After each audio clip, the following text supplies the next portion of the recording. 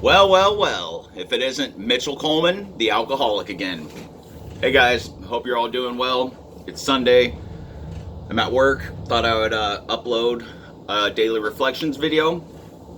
And this one is titled United We Stand, January 10th. Also, would like to say happy birthday to my brother Joe. I forgot how old you are. Old, probably. All right. So, this one is United We Stand. We learned that we had to fully concede to our innermost selves that we were alcoholics. This is the first step in recovery. The delusion that we are like other people, or presently maybe, has to be smashed. Speaking of smashed, why don't you go ahead and smash that like button and subscribe to my video and hit the bell notification icon so you can receive notifications when I upload these videos, and please share them with people. If you like my content, please share it with other people. My goal is to reach as many addicts and people in recovery as I can, and what better way to do it than to share and let people know the changes that can happen, and I can offer a lot of wisdom and a lot of advice to people that are suffering or just need some advice on anything. It would really help a lot. If you're watching this, please hit the like button and leave some comments below on how you think I can make these videos better, or just leave some comments and we can have a dialogue about it.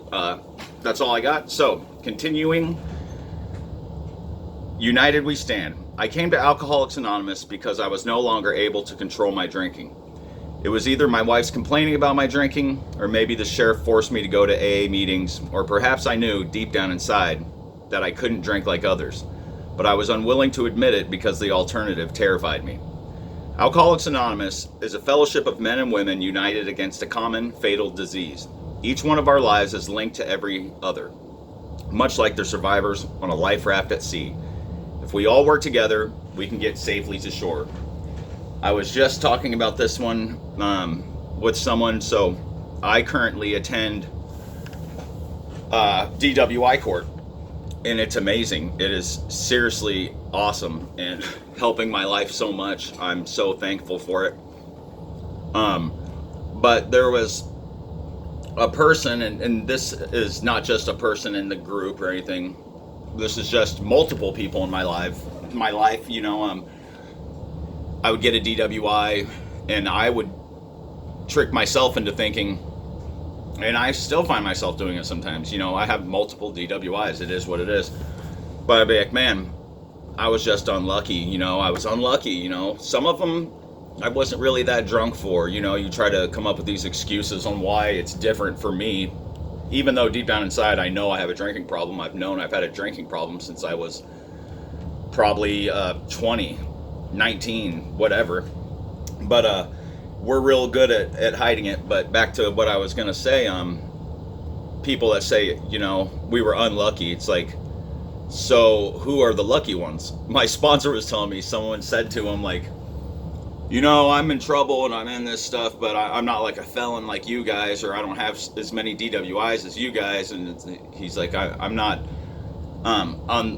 I'm lucky, or however he worded it. And so it's like, well, just keep practicing. You'll get there. Go ahead and keep practicing. And if we're the lucky ones that have these, man, you must really be unlucky. Either way, no one's lucky or unlucky.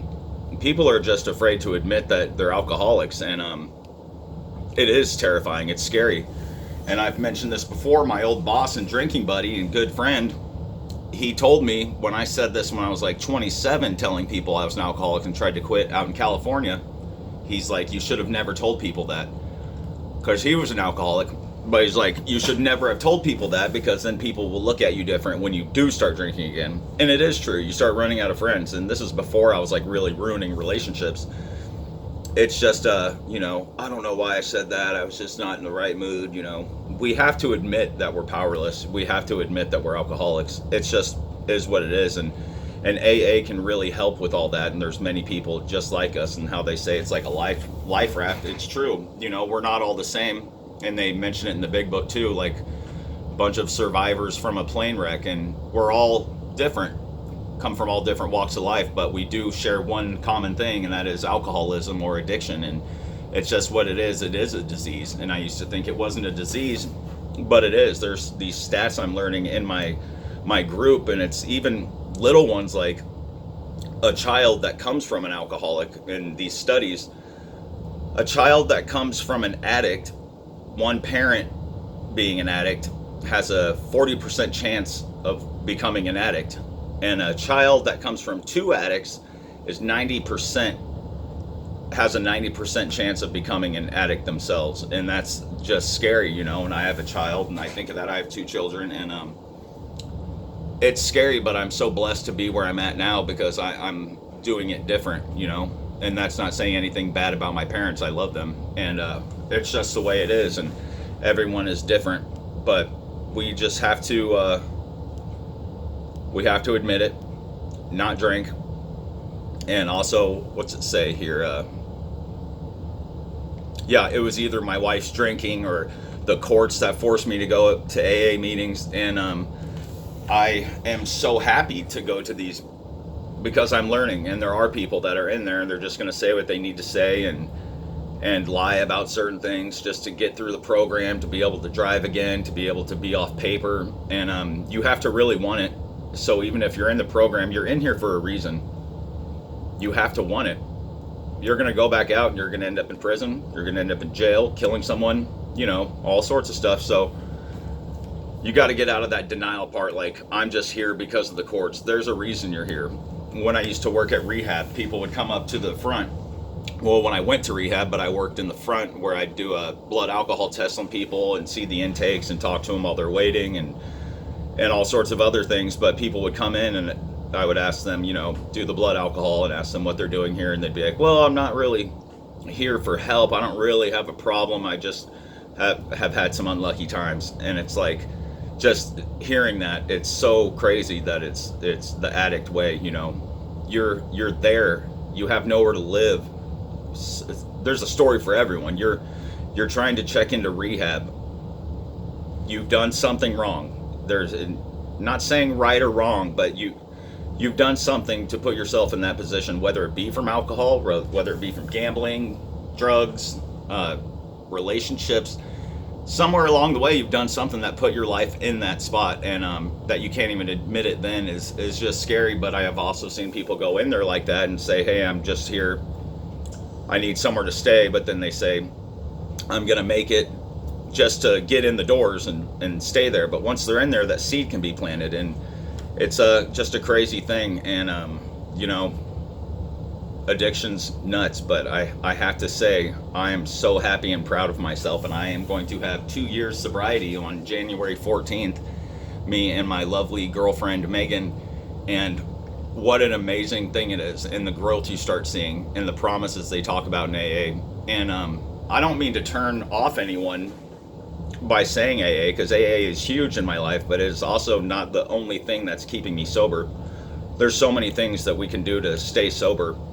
And that's another thing I wanted to say. Like, what are some of the things that you guys do to help you stay sober if you don't attend AA? What are some activities? What's your plan for the future to continue staying sober?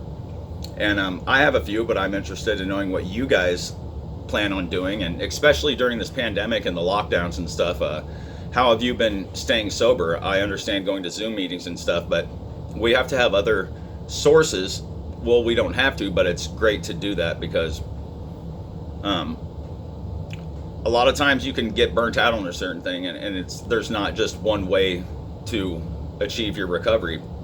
I find once you quit, that's the beginning. So you quit, and that's the start, and you've started that process, and that's when you get to start learning about your brain, about your thinking, your psychology, the psychology of your thinking, and figure out these ways to better yourself when those problems arise that could potentially lead to a relapse. And I'm so thankful that I have mine now. My recovery is very strong, and I see nothing in the future that could ever make me want to relapse, and I'm so thankful for that.